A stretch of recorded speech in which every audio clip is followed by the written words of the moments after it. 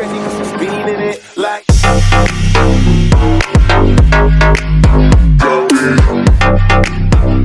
Michael here. Welcome back to another video. It is literally late at night, and I am not in my room. As you can see, I'm in the basement because my parents went to bed. But it is time to cover Samsung's developers, whatever they call it, and they unveiled quite a bit. So, starting off, as you guys know, they have unveiled the foldable smartphone, and it's kinda stupid. Alright, now before you guys start grilling me in the comments, and you're probably saying, oh, you're just too tired, or hear me out. Look, I think personally, I think it's revolutionary. I have to give credit to Samsung. This is revolutionary. What can I say? This is a new thing. You can literally take your phone and bend it. So, props to Samsung for that. But when I saw it, I was like, is that a phone? Or is that, like, what is that? It's basically just a tablet. It's basically like taking the iPad mini and just flipping it. Yes, I said that. But the thing is like, if you want all that shit, like, you want your phone to be like a hybrid, I was just like, you could just get like a larger phone. I mean, I don't see the real whoop to a foldable phone. Again, I really don't see it.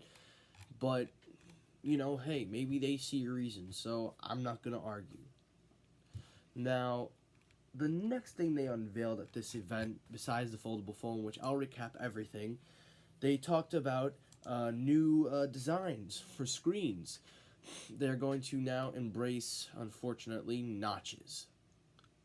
But not as big as you'd think. Similar to, I guess, the Essential phone notch. One of them is actually a different one, and then there's 4 different technologies that they've unveiled.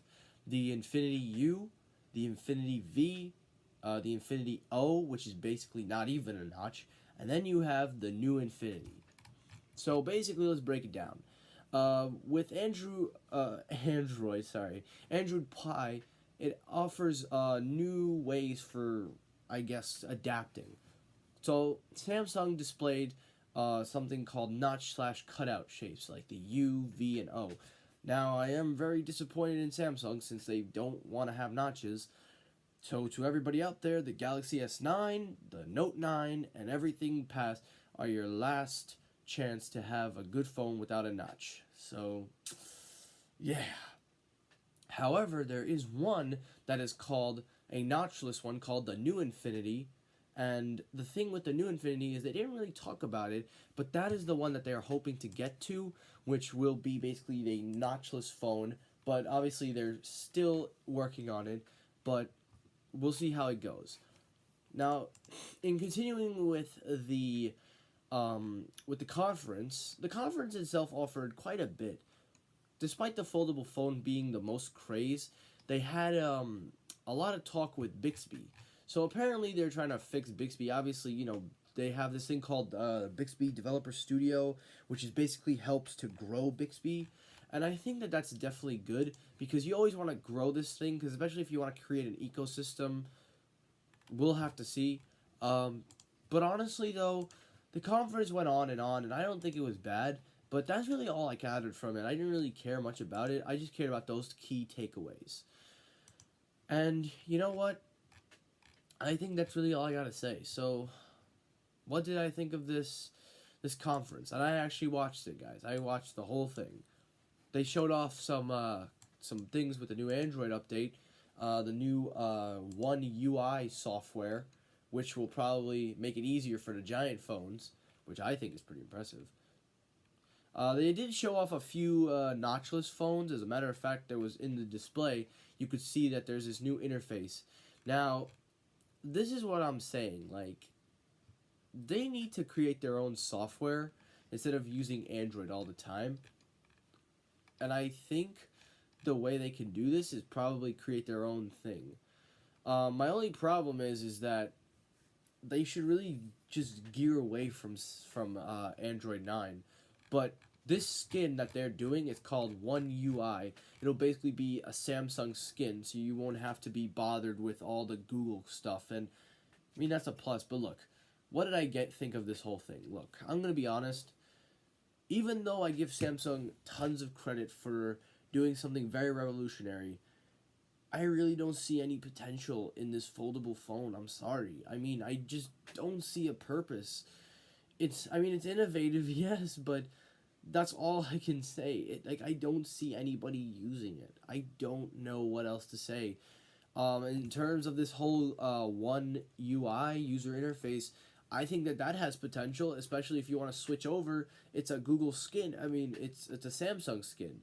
So you basically have a skin that covers up your phone, but it's much more easier because, now you don't have to get mixed up with all the Google stuff. You now are stuck into the Samsung ecosystem, whatever that they're trying to build.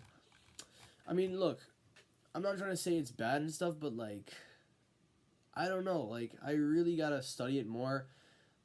Personally, I think the way Samsung could win is if they get away from Android and build their own software. If they program it and design it themselves, then I think that they have a shot of actually making it revolutionary, meaning I think that they can pull off their own software. Because this skin, this One UI software, makes it look awesome. I think it looks great. I think that this will actually have potential. Also, I am just typing something in.